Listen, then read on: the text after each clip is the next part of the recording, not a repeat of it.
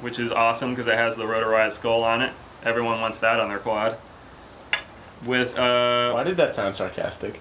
I don't know. Everyone wants that on their quad, obviously. Oh, much better.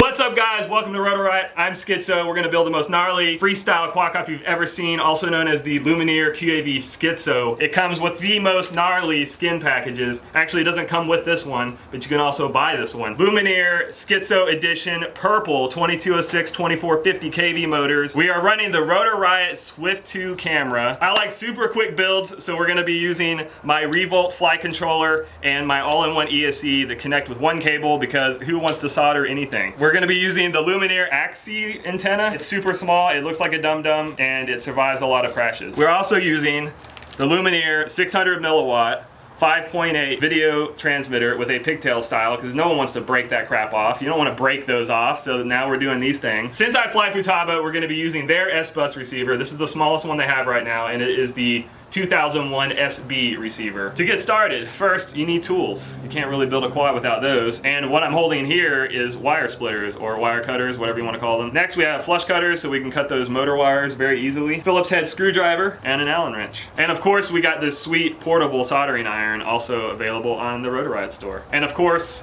you have to have a gnarly roll of double-sided sticky tape. It's like sausage links.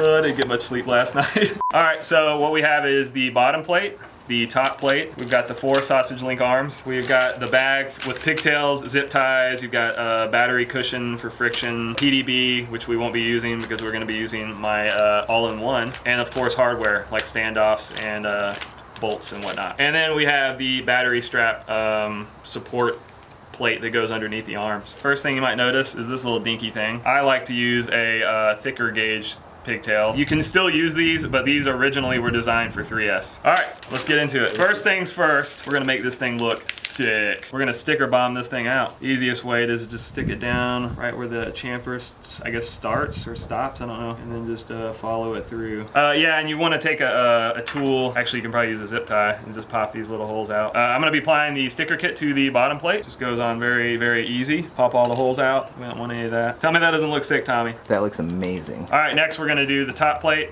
and same as before, just make sure you guide it pretty straight, and that's it. The set comes with short bolts and long bolts. We're going to be using the long bolts for all of the arms. Very first step, we're going to use the bottom support plate, also is what you use to strap the battery down, and we're going to create a little sandwich. We're going to use the long bolts first. I'm going to put 2 in one corner here, and we're going to just set the arm down on top of it like this. Get in there. Now we're going to take the bottom plate and we're going to sit it on top of that, and now we have the beginning stages of the sandwich. Now we're going to use the aluminum bracket that comes in the package to seal this up so you can tighten it down. And you can actually see that the bracket has a section that goes up. That part's going to go towards the outside of the frame. You don't want it this way. You want that top little piece to point out like that, and then just gonna hold it in place and torque it down. You don't want to torque it down too tight right away because you want to leave a little bit of play in there so you can get the other arms in there comfortably. You're gonna repeat it 3 times until you have all of the arms in. And sometimes it may not actually push all the way through, and you might just want to use a driver to get it through because sometimes there's a little bit of tolerance differences when it's produced, and some of them might be a little tighter than others. All right, so we are gonna stop right there and we are gonna start working on the electronics. Next, we're gonna install these grommets. They provide extra vibration dampening, so we're gonna be doing grommets on the all-in-one ESC as well as the Revolt. Grommet time! That's everyone's favorite time, isn't it? Installing these grommets. Now that we've got the grommets in the all-in-one ESC, we have to do the Revolt next. Now that we have all the grommets installed, we can connect them with our quick connector cable that comes with the bolt, and then we are going to mount it to the frame. Goes right in the slot, and use your fingernails on each side to make sure it's nice and fastened. And then we are going to fasten it to the ESC. Again, use both your fingernails on each side, make sure it's nice and fastened. And here is our super sweet stack. So we are going to orientate the all-in-one ESC with the power lead sticking out the back. You know, you can run your battery lead wherever you want, but in this case I'm going to run it in the back, and then we're obviously going to put the flight controller on top of it. It doesn't matter what orientation you put it because the Raceflight software makes it incredibly easy for it to figure out what's forward.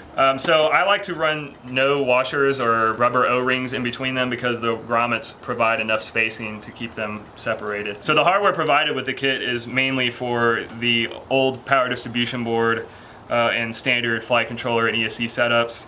Since we're running the all-in-one combo creating a stack, what you're gonna need to do is get some long screws, preferably 10 to 12 millimeters in length. Another important thing is when you're gonna be torquing this all-in-one stack down, you definitely don't want to tighten it too much or you're gonna negate the effect of the grommet. So you really just wanna torque it down to the point where you just see the grommets start to slightly smash. Now that we have the stack mounted to our frame, I'm gonna go ahead and start the tinning process just to get it out of the way. I'm gonna start with the motor leads, and also I'm going to do the jumpers for my receiver. If you guys are flying futaba or FR Sky, you're gonna want to invert the signal for the receiver, and if you're on Spectrum, you don't need to worry about that. There is a normal bridge for that. But Spectrum will run 3.3 volts depending on the receiver, so you're gonna need to read your manual and make sure that that is the correct voltage for your receiver. But in this case, we're using a futaba receiver, which needs an inverted signal, and it needs to be 5 volts. So that is how we're gonna set up this setup. All right, I'm gonna do the front pad of the bolt here. This is where I like to hook up my video transmitter. And of course, I'll let the video transmitter supply the voltage to the flight controller since it outputs 5 volts. All right, so we are hooking up TX1. And that's this guy right here. So we are going to bridge that particular one, and you can see it says inverted, TX1, and then normal. So we're using TX1, so we're going to tin that, and then we want inverted, so we're going to bridge those together like that. And then this is obviously the voltage. So we need that middle pin because that's the actual voltage, and then we're going to bridge the 5 volt, if I can do it. There we go. So now we have 5 volt inverted signal. Now we're gonna solder the actual receiver pads. You can see here that it says TX1, voltage and ground. Again, you can use whatever port you want. I like to use TX1 just because, I don't know, I like to use that. That's kind of like the default port. Next we are going to do the battery leads. This is where our pigtail is going to hook up. Let's tin that bad boy. All right, next we're gonna solder up the futaba receiver, the 2001 SB. This does not come with any cable, so I'm going to have to make my own signal, ground, and voltage cable. And you can do that with motor wire, or any kind of spare wire you have laying around. This I kind of think is ugly. They use the old school servo extension plug. I don't know what they call it. What I like to do is I basically like to cut all this off and then solder up to the leftover pin. On this particular receiver, it actually says S-bus. That's where we're going to do the soldering job. Just tin what's left over here, these little pins, and we are going to connect our wires to it. If you have a nice silicone wire, you can just use your fingernails to strip the wire. If you feel comfortable using strippers, then do that. You can see here, S stands for signal, and then we have our plus and minus for positive and ground. All right, the reason we're doing the receiver next is because the pigtail goes on top of it, and it'll just be a lot easier to go ahead and get this out of the way. All right, we're gonna need double-sided sticky tape, my favorite tool. Put that down there, like that. I have those gnarly fingernails, you know what I mean? Dude, we almost got a quad, guys. Next step is soldering up the pigtail. Many different ways you can do this. I'm just gonna do it straight. All right, next up is the FPV gear. We are going to create a cable so we can hook our VTX to the camera because our VTX and most VTXs can supply power to the camera. And this can also run directly off the battery. So we're just gonna create a cable that will come from the all-in-one ESC to the video transmitter, and then the video transmitter will then step that down to 5 volts to the camera, and we're done. These are the camera braces that come with the kit. We're gonna mount these on the side of the camera, and that will allow us to easily place it on. Next, we're gonna create our wire. This is the wire that comes with the Lumenier video transmitter. This section is what is actually going to supply the VTX with power. You can see they're divided, one with a JST connector, one with a servo extension connector. And if you have a camera that has that cable, you can just plug that in there and you're ready to go, but you're gonna have a lot of excess wire. We're gonna make this neat. And of course, make it so there's no way for it to unplug, so we're just going to direct solder everything. Be sure to leave yourself with enough length. You don't want to cut it too short. If you're not sure, cut it longer, and this is what's going to solder down to our pad right here. All right, so this is our camera cable. This is what will be coming out of the VTX to supply the camera with power. All right, so after we solder these together, you're going to want a nice way to seal it up. I like to use heat shrink.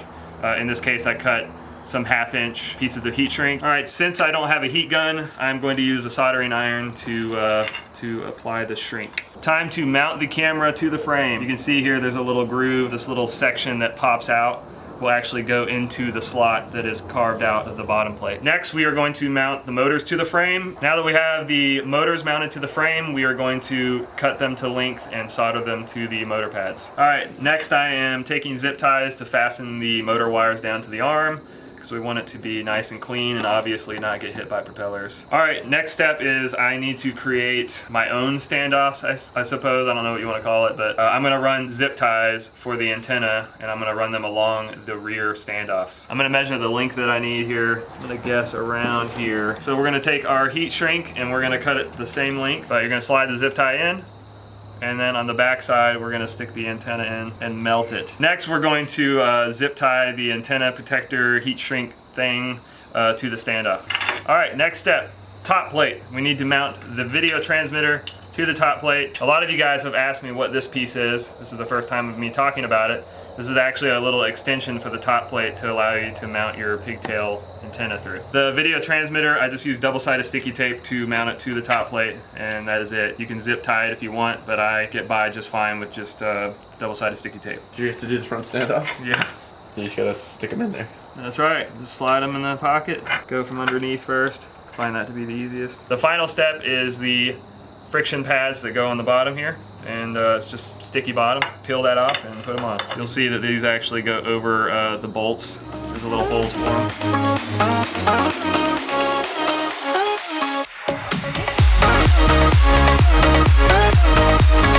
No, just say that. What'd you do? What'd you do there? I forgot to hook the VTX up, so... Yeah, get it. You got it? Yeah. Nice. Alright, the build is done. It was a ton of fun, even though we hit some snags and kind of ran out of light. We gotta set this thing up on Raceflight, so if you want help with that, check the link in the description. We're gonna pop some props on this bad boy and rip!